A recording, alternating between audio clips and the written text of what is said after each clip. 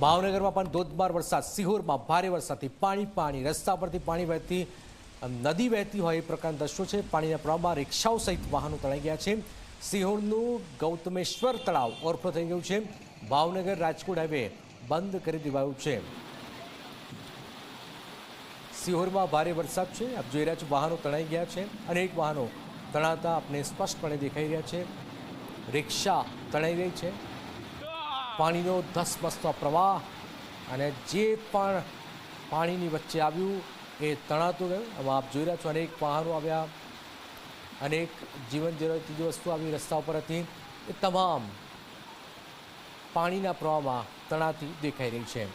બોટાદના દ્રશ્યો છે કે લોકોને પણ મુસીબતનો સામનો કરવો પડી રહ્યો છે।